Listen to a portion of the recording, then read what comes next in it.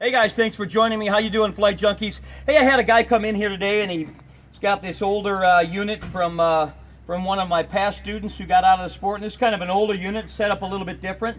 Some things are different on it. Single ring cage. This is a Simonini 122, and we were kind of putting it together and cleaning out the carb. And he really didn't. He has a little bit of mechanical skills, but he didn't exactly know the difference between a float bowl carburetor and a diaphragm carburetor. On a Fresh Breeze unit, except for our smallest unit, we have a float bowl carburetor. And the way a float bowl carburetor works, for those of you who don't know what it is, think of a float bowl carburetor acting as though it's kind of like a toilet. There's a reservoir right underneath here that's called your float bowl. And what happens is, if you've ever looked inside the back of a toilet and you see a float in there, or some are on a stand, or some of them are on the old-fashioned ball with the arm. What that's doing is every time you flush that toilet, the water goes down in the toilet, and that float goes down because it's no longer floating on the water. And so what that does is opens up the flow of water to fill back up your tank. Well, a float bowl carburetor works the same way. It shuts and it turns the fuel on and off as it's needed. So it's much more efficient. With a float bowl carburetor, you're going to get almost twice the fuel efficiency. All the other brands in the market are using a diaphragm carburetor.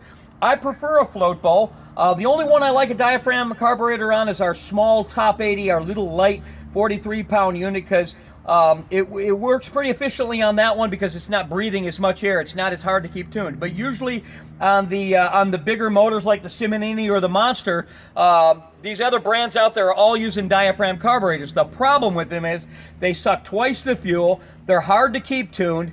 They're very finicky. If you don't tune them right, you can fry out your motor if you lean them out too much.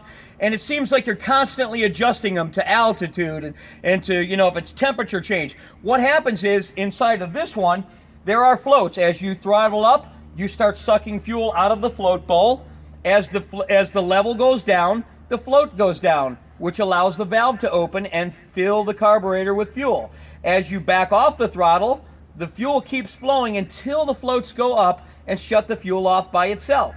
One of the only disadvantages is if you were doing, let's say, some high G aerobatics, like I do a high G spiral dive or a SATS. Sometimes you can shut off your motor if you're in idle position and you're doing something that pulls a lot of G's. It can actually pull the floats down a little bit and allow your motor to stall. What I do is, if I'm going to do high G spiral dives or SATs and different things like that anyways, I always go up high. I just shut my motor off. But if you watch some of my other videos, people say, oh, I got a float bowl carburetor. If I turn a hard turn, it's going to shut my fuel off. Absolutely not. What's happening is, when you're doing low-to-the-ground turns, I do 360s and wing overs that are absolutely insane.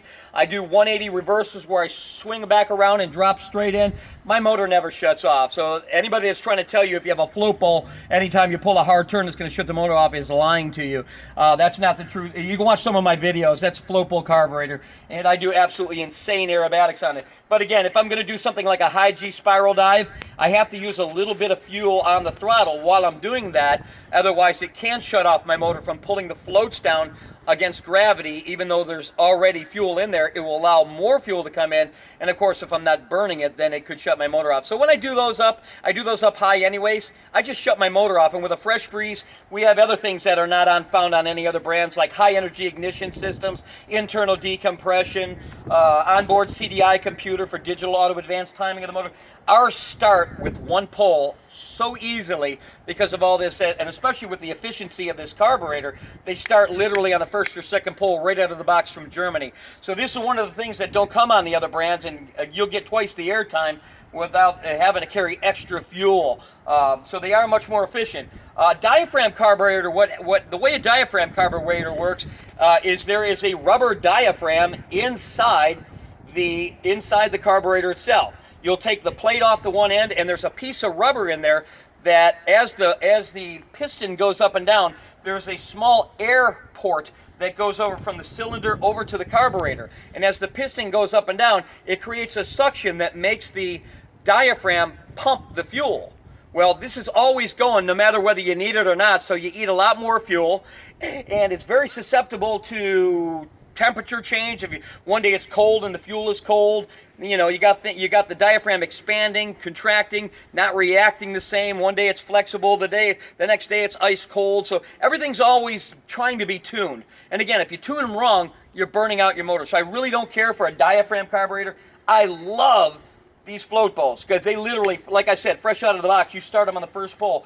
This thing started in 2 pulls, and this unit's probably, I would say probably about 11 or 12 years ago, I sold this unit to another one of my customers, and it's still running to this day. It's never even been rebuilt, and it's still running and still started up on the second pull. When he came down, we went over it, we put the carb on, it's been sitting, and it started up on the second pull. So unbelievably efficient. With the diaphragm carburetor on the other ones, you're dealing with the finickiness of them, hard to keep tuned, hard to get started. Many times they have to be primed by pushing on a button and holding in the diaphragm while pumping the primer bulb, and if you pump too much, then you're taking out the spark plug and you're draining it out because you got too much fuel in there, and it's just a nightmare trying to start them sometimes. And then the other thing is they mount their tanks at the bottom, which we don't. On our 2 top bigger strands, we mount the tank at the top. Gravity is always there, so we no longer need a fuel pump, we no longer need a primer bulb, and we have a carburetor that has a good old-fashioned choke on it. You press the choke, pull the cord, it's running. And right out of the box, these things, this motor, you can put the choke on, pull the cord, and check the throttle there. And they just run. I didn't prime it, I didn't do anything.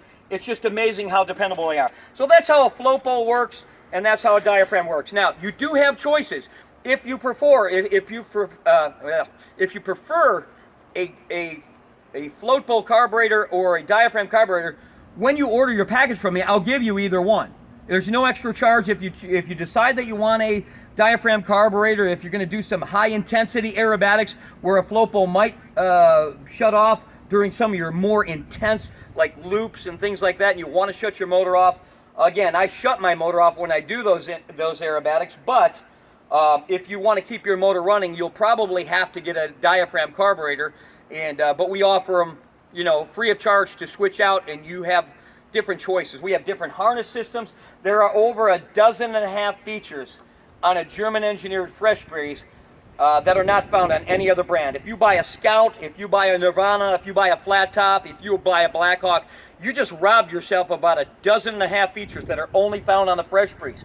So there's another video on my website to know what that is.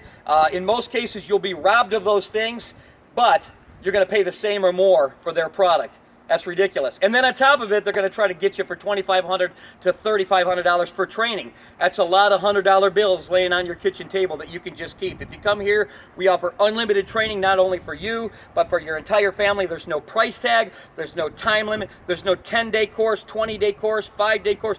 It's as long as you need the training to keep you safe. We have 1,128 students trained at the making of this video, and we have a flawless safety record. So let me know what I can do for you. Our phone lines are open from 8 in the morning until midnight, 7 days a week, and you can reach me just about any time. If you get my answering machine, leave a message. We're fast at getting back to you, and I'll answer any questions that you might have. I look forward to seeing you down here and hope to see you in the skies.